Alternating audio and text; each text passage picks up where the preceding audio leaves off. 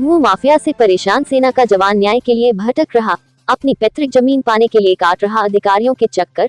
भू माफियाओं के खौफ के चलते अपने परिवार का कर चुका है पलायन। भू माफियाओं के खौफ के कारण भीषण गर्मी में बुलेट प्रूफ जैकेट व हेलमेट पहनकर गांव में घुसा सेना का जवान। 2017 से अधिकारियों के चक्कर काट रहा सेना का जवान जगत सिंह आगरा में तैनात है सेना का जवान। पत्र लिखकर मुख्यमंत्री से भी लगा चुका न्याय की गुहार। कन्नौज जिले के गुरसहायगंज कोतवाली के अंतर्गत करमुल्ला गाँव का मामला। मैं कौन से पोस्ट पे तैनात है और कहाँ तैनात है? मेरा नाम सिपाही जगत सिंह है और सिपाही के पद पर हूँ और वर्तमान में मैं आगरा में तैनात हूँ। अच्छा, कौन सा गांव है ये आपका? ये गांव करमुल्लापुर है और तहसील छिबरामऊ के अंतर्गत आता है, जनपद कन्नौज। अच्छा, क्या मामला है? मामला ये है कि 2.5 साल से हम गांव से पलायन कर चुके हैं। रीजन इसका कारण ये है कि जो हमारी पैतृक घर था पहले उस पर कब्जा किया गया, जो कि और अंदर पड़ता है। किसने कब्जा किया? इन्होंने। फिर हमने इसकी जानकारी अपने अधिकारी जो एसपी साहब थे, जो डीएम साहब थे, उनसे गुहार लगाई। ये है 2017 की बात, जब बीजेपी की सरकार बनी ही थी। उस समय जो काफी शक्ति चल रही थी, तुरंत जो है सरकार आई एक्शन में और उस मकान को हमें वापस दिलाया गया। इसके बाद में इन्होंने क्या किया कि मेरी ही जमीन जो रोड के किनारे पड़ती है, खेती उस पे जाकर के इन्होंने कब्जा करा दिया। कितने बीघा? वो 5.25 बीघा। अच्छा। उसकी कीमत लगभग 1 करोड़ रुपए है इस समय।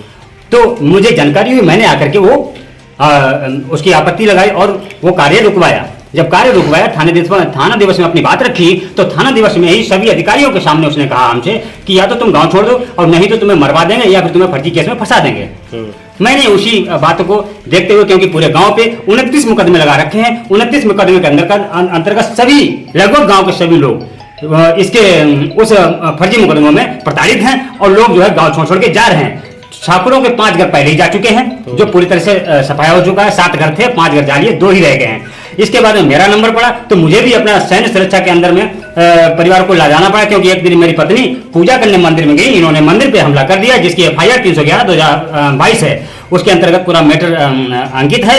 और फिर ये देखते हुए हमने अपनी पत्नी को भी और परिवार को व माता पिता को लेकर के सैन्य परिवार में। अभी आप घर में आए हैं, क्या रीजन था? घर में क्या अभी मेरी जो जमीन उसमें जा रही थी, हाईवे में अधिग्रहित की गई थी, तो उसमें जो है वो जमीन पे ये अपना हक जता रहे हैं, जबकि उनका कोई अधिकार नहीं था।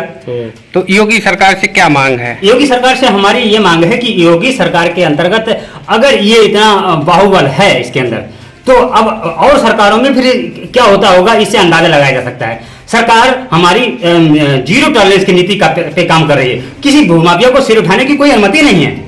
मार्च 2017 का जो पत्र है सरकार का, ये भूमाफिया कौन है? ये भूमाफिया ये भगवत यादव रिटायर्ड लेखपाल है। कहाँ रहता है ये यहाँ से 5-6 घर बाद में रहता है, जिसने तालाब पे कब्जा करके।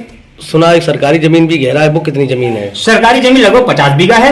एक तालाब इसने कब्जा किया हुआ है और इसके गुंडों ने कब्जा किया हुआ है। अभी तक आपने कहाँ शिकायत की? अभी तक हमारी 3 बार मुख्यमंत्री महोदय के दरबार में जा रही है, लेकिन मुख्यमंत्री महोदय से हमारा संपर्क नहीं हो पाया। तो वहाँ पे जो उनके अधिकारी थे, उनको हमने ये अपनी पूरी आपत्ति दर्ज कराई और बताया पूरी कहानी को। आप देश की सेवा करते हैं, एक तरफ किसान और जवान सर नारा दिया जाता है, जय जवान जय किसान, तो क्या लगता है सरकार कहीं फेल हो रही है? एक जवान को न्याय दिलाने के लिए इतना कड़ा संघर्ष करना पड़ रहा है तुम्हें? नहीं, सरकार कहीं फेल नहीं हो रही है, मुझे पूरी उम्मीद है सरकार पे। लेकिन जो सरकार के अंतर्गत जो कार्य करते हैं, वो सरकारी नीतियों के खिलाफ कार्य कर रहे हैं, वो सरकार के पक्ष में कार्य नहीं कर रहे हैं। क्योंकि मार्च 2017 को एक पत्र जारी किया सरकार ने कि किसी भी भूमाफिया को हम इसमें पनपने नहीं देंगे, उसके आपको लीगल प्रोटेक्शन ये है, आपको ये अधिकार दिए जाते हैं, कृपया जो भी अधिकारी कर्मचारी है भूमाफिया पे कार्रवाई करें। लेकिन कोई भी कार्रवाई नहीं की गई। क्या लगता है इतना बड़ा भूमाफिया आपको परेशान कर रहा है, गाँव को परेशान करता है, उस पर कार्रवाई नहीं होती है? इसका कारण है कि जो प्रशासनिक कर्मचारी और अधिकारी हैं, उनका विवश या इस तरीके से असहाय हो जाना, उसके सामने आत्मसमर्पण करना है। क्योंकि उसने जो है डीएम साहब पे, एसडीएम साहब पे और तहसीलदार पे 3 फर्जी मुकदमे लगा रखे हैं। क्या योगी जी से अब क्या मांग है? योगी जी से मेरी मांग ये है कि इसमें जो उच्च स्तरीय जांच कराई जाए, स्थानीय जो स्तर है उससे अगर जांच कराएंगे तो वही लीपापोती होती रहेगी।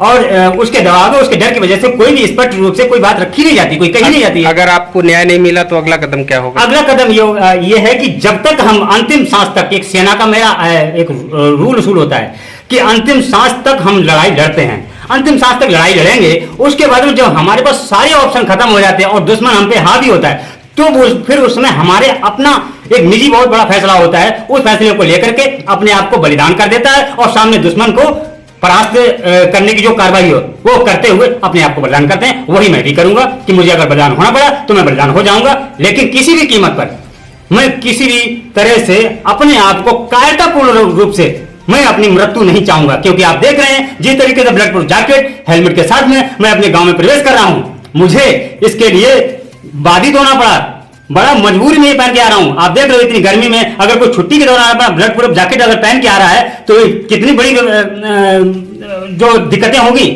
और 2.5 साल से मैं इस गांव में नहीं आ पा रहा हूं। तो ये सब देखते हुए मैं बहुत पूर्ण रूप से सरकार से हमारा विश्वास है कि वो हमें जरूर न्याय दिलाएंगे।